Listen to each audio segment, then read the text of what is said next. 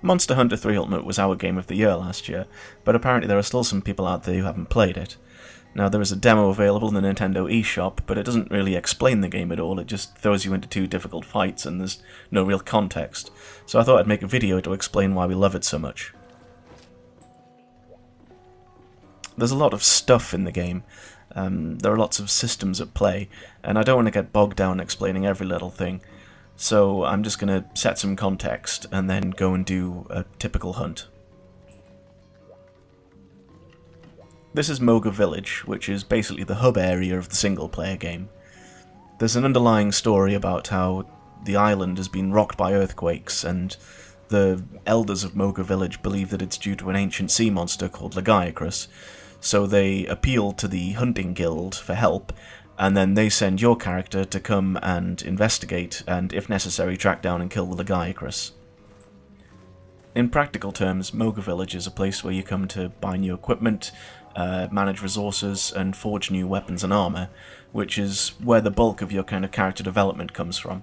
You don't have any experience points or like innate statistics or anything.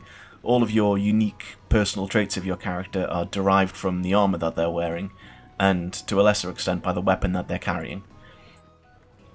This is the quest counter, which, obviously enough, is where you go to select which quest you want to do next. And once we've finished getting through all these little lines of flirty dialogue, we'll see the quest list.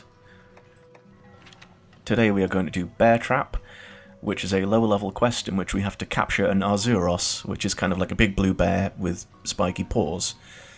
Normally on a quest you have a choice to either kill or capture the monster, but on some of them, such as this, you must capture it, which means you have to beat it down until its health is quite low, and then capture it in a trap of some kind, and then pelt it with tranquilizers until it falls asleep. Before we go out on the hunt, we have to get ready, and the first thing I'm going to do is change into a more appropriate suit of armor. Now, most armor that you get in Monster Hunter is made from reused body parts that you've carved off monsters that you've killed, and this suit that I'm wearing now is mostly made from monsters called Jaggies, which are kind of like pink velociraptors. Your choice of armor determines your defensive stats, obviously, but it also gives your character certain skills based on the characteristics of the monster that the armor is made from. So because Jaggies are an aggressive predator, wearing Jaggy armor raises your attack stat and gives you a larger stamina bonus from eating meat. It also makes you slightly weak against fire, but let's not dwell on that. I also picked up some health potions and things from my storage chest, but at this level I don't think I'm going to need them. The final thing that we're going to do before we leave is order a meal, which will give us some more skill boosts and bonuses before we go into the hunt. This is one of those needlessly complicated subsystems I mentioned before, which I don't want to get bogged down in explaining. Basically, different kinds of ingredients give you different kinds of skills. So meat usually gives you offensive powers, vegetables make you more defensive, eating fish usually gives you a bonus relating to swimming. The freshness of your ingredients determines the probability of unlocking a certain skill bonus, so you have to weigh up what you want versus how likely it is you think you'll get it. So with this particular meal I'm trying to get Phalian Polisher, which decreases the time it takes to sharpen your weapon, and I haven't got it. But that's okay too, because I'm probably not going to need it at all. Then we just go to this catamaran thing and start the hunt.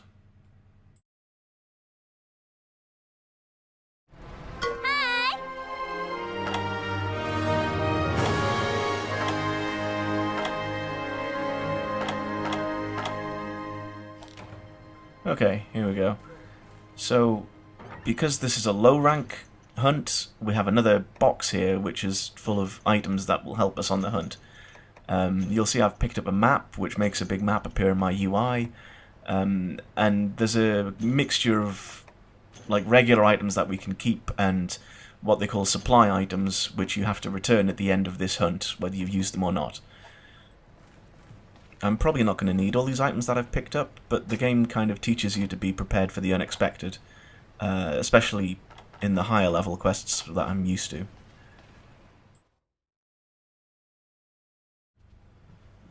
Okay, so here you've got a herd of Aptonoths. Aptonoths are a herbivore. They won't attack until you attack them, but they're looking kind of skittish, and they're moving away from the exit on the right, and sometimes that means that they've been spooked by a large monster over there, so we're going to go and investigate.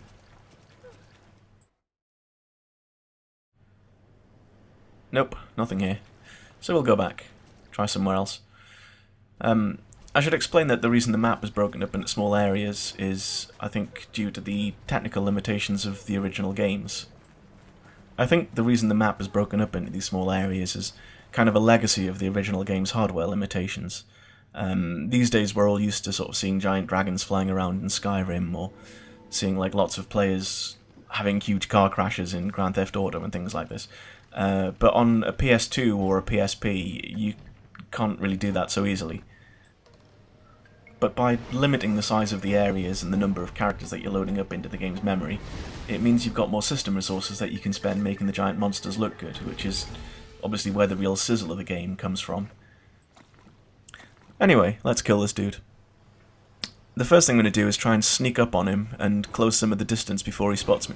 Okay, he's already spotted me. So plan B is to just run towards him as quickly as possible. Monsters usually start with a big war cry like this, which is an opportunity to get some free hits in, so you want to be close to them when that happens. Oh, that was a mistake. The weapon that I'm using here, which is pretty much the only weapon I ever use in this game, is a switch axe, which is basically a giant axe that transforms into a sword. At some point I might make a video going into great depth about switch axe technique, but I don't want to bore you with all the details if this is your first introduction to the game. Generally speaking, sword mode is stronger, but it makes your character move slower. Axe mode is slightly weaker, but your character can kind of waddle around a little bit faster. But if you want real mobility, you have to put the switch axe away altogether and just run around unarmed, which you'll see me doing a few times. The real mark of experience with the switch axe is how well you understand when to use each of these three modes, basically. One thing you might notice is that there's no health bar for the monster that I'm fighting, and it's because one of the key features of the Monster Hunter is that you have to read information about your opponent's status just from looking at their body language. So one example you can make right now is that there's little puffs of breath coming out of Arzuros' mouth if you look closely, and what that means is that he's starting to run low on stamina. So, just like I have my yellow stamina bar running across the top of the screen, every time a giant monster does an attack, or like spits a fireball or starts flying or anything like that, it costs them stamina too. And if their stamina gets too low, they have to go and look for some food in order to recover. Arzuros eats honey, so if he gets hungry he's going to go looking for a beehive, like you can see in the background there. But different species of monster eat different things, and understanding what kind of food they're interested in might help you find them if they suddenly run away during a fight. I think one of the reasons that we like Monster Hunter so much is because the combat's very technical, but has a very rational sense of cause and effect. So if you hit your opponent in the face with a giant hammer, you might stun them, or if you attack their tail with a giant sword, you might cut it off. Or if you shoot them in the legs with a crossbow or something, then you might make them trip and fall. I should also explain what you're looking at right now, which is the Arzuros running away with a bad limp, which shows that he's in serious pain. It means that his health is low enough for him to be put into a trap now. But at the time when I recorded this fight, I was just taken by surprise at how quickly it went, and I didn't quite believe that he could be this damaged this quickly. Sometimes I surprise myself. I think ultimately your success at this game depends on how well you understand the ecology of the game world, and partly that's to do with knowing where to find certain mushrooms or herbs, or where to mine certain kinds of ore, things like this. But also understanding how to read the body language and the behaviour of the giant monsters that you fight. You know, understanding what kind of food they eat, like understanding how they telegraph their attacks and things, obviously. But also things like where they sleep can help you track them down faster. You can see now that this guy's limping away again, and if we keep hitting him, we'll probably kill him, and because the objective of the quest is to capture him, that'll fail the quest. So at this point, I'm just going to move in and trap him and put him to sleep. I think capturing a monster is generally slightly easier than killing it. If for no other reason, then you can end the fight slightly earlier, which can make a big difference in some of the later levels. But you do face some unique problems, like if you accidentally kill the monster, or if a different monster walks into the trap, or if you miss when you're throwing your tranquilizer bombs. Anyway, now that we've completed the quest, we're actually going to be invincible for the next 10 seconds or so during the final fanfare. So I'm going to run around and beat up some of these jaggies while wearing the skins of their dead relatives. Yeah. Quest complete.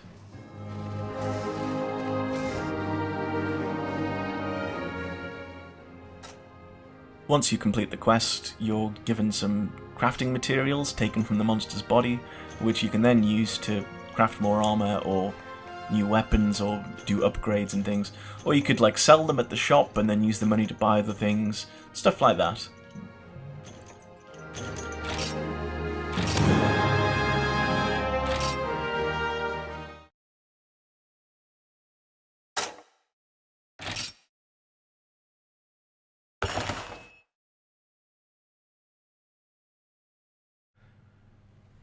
And there you have it. You're now back in Moga Village with a bag full of bear parts.